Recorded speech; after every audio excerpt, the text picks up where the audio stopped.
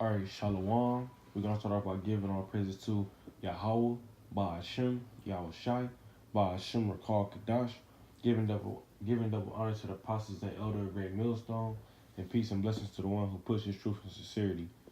All right, I'm doing this video on the heathens, about how they think about us, how they feel about us, and what they really want to happen to us.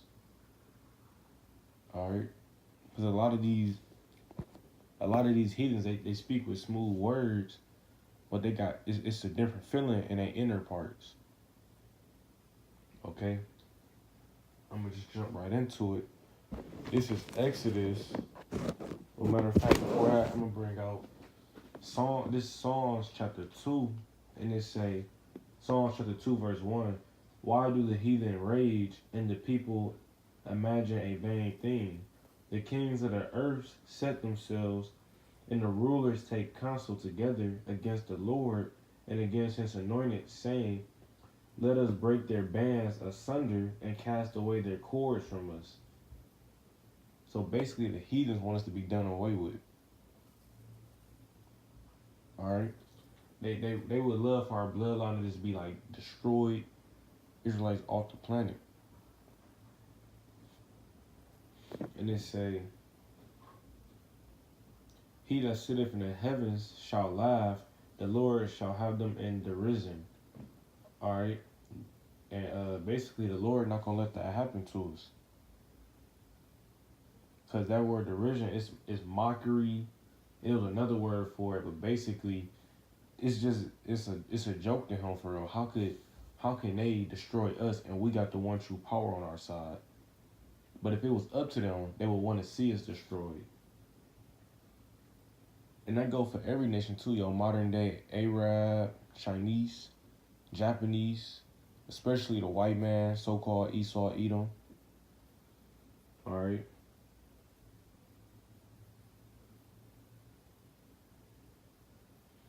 All right, but I'm gonna get into this other scripture. Basically, though, the heathens down in layman's terms, they just don't like us.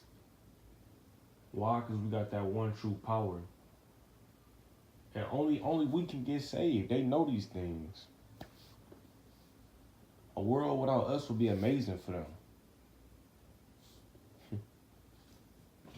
All right, but this is. I'm gonna bring up Exodus. Now, this is Exodus chapter 1, verse 10, and it say, "Come on, let us deal wisely with them, lest they multiply, and it come to pass that when there falleth out of war, they join also unto our enemies and fight against us, and so get them up out of the land." And basically, this Pharaoh talking about the Israelites, because we known to multiply. But basically, he in this time period, he wanted to keep us as slaves, but he didn't really care for us, though. We was just slaves. Only thing he was worried about was us. It was so many of us worried about us joining with his enemy, and it's about to keep going on that. And it say, therefore they did set them taskmasters to afflict them with their burdens, and they built for Pharaoh treasure cities in Pithos and Ramses. And basically, he just put taskmasters to give them hell. The only reason he wanted us there was to build up his city as slaves. Like I said, if it was up to them, they'd just be wanting done away with us. He was just using us to build up a city. Like right now in America, we just lower class citizens. We do all the spending here. All right. And I'm gonna skip down. I'm gonna skip down to 15 and say, and the king of Egypt spake to the Hebrew midwives, and which the name of the one was Shipra, and the name of the other Puhua, and he said, when ye do the office of a midwife to the Hebrew women, and see them upon the stools, if it be a son, then ye shall kill him. But if it be a daughter, then she shall live. And why? Because the man holds the seed. If you kill every man in a nation, that nation is cut off. All right. So the women, basically, they was going to get with the Egyptians, but that bloodline will go to it's the Egyptians, because the man holds the seed. Whatever you are is what your father are. So they wanted to kill off all the boys. They basically wanted to cut off our heritage, our lineage, everything that had to do with us. And then, so I just go to show you how they just want to cut off our heritage the whole time. It just showed you in Psalms how it was just plotting the kings. It said more than one king in this Psalms, the 2nd chapter. So it was multiple heathens that was coming together just trying to get rid of us. Why? Because our nation indestructible. They could put us in poverty, wipe us down to the very last 20, but we're gonna multiply again and keep coming back. Alright?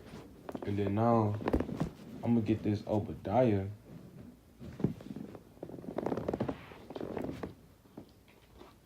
Alright, this Obadiah chapter 1, verse 12. Alright? It say, But thou shouldest not looked on the day of thy brother in the day that he became a stranger. Neither should thou have rejoiced over the children of Judah in the day of their destruction. Neither should thou have spoken proudly in the day of distress. So Esau was taking pride in us going down in this time. And he was happy about this, our destruction. Because why? All these heathens, especially Esau, Edom, the so-called white man, want to see us done away with. They don't want to see us keep going. Us in their world is they don't like it. Alright. This verse 13 it say, Thou shouldest not have entered into the gates of my people in the day of their calamity.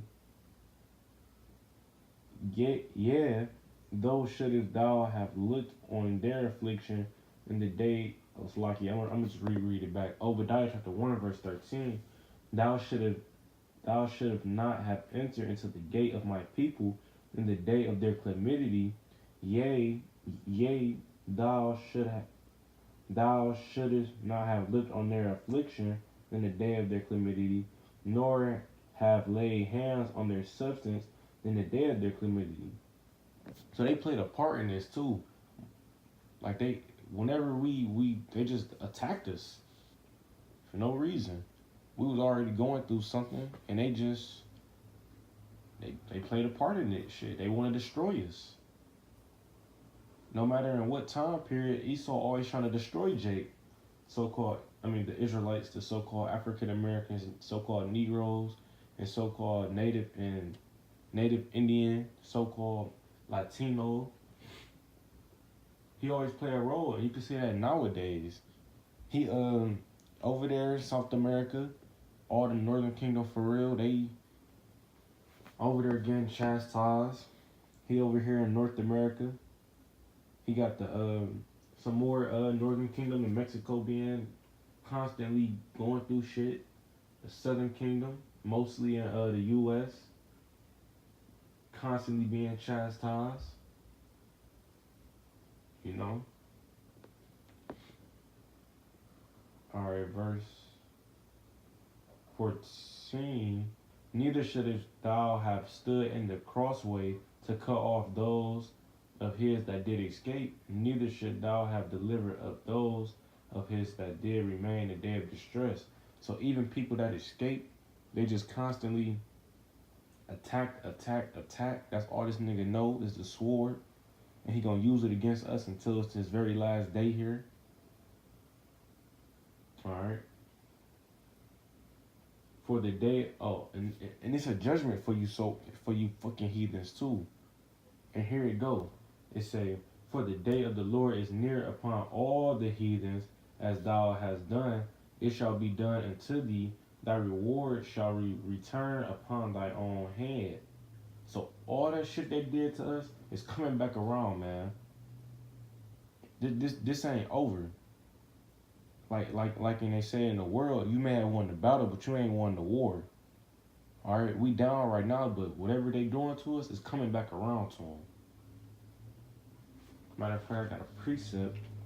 This Revelations chapter 13, verse 9. If any man have an ear, let him hear. He that leadeth into captivity shall go into captivity. He that killeth with the sword must be killed with the sword. Here is the patience and the faith of the saints.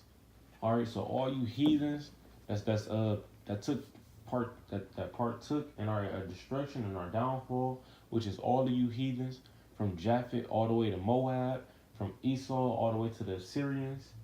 Y'all going into captivity, man. Only difference is Esau getting destroyed after 1,000 years, and the rest of you heathens, y'all going into it forever. So get used to it.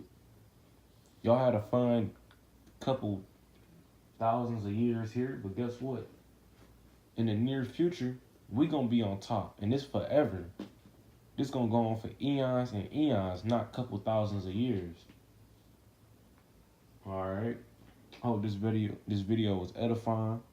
But with that, I want to give all praises to Yahweh, Bahashim, Yahushai, Bahashim, Rakal, Kadash, giving double honors to the apostles and elder of Great Millstone, and peace and blessings to the one pushing this truth with sincerity. Abad Babal.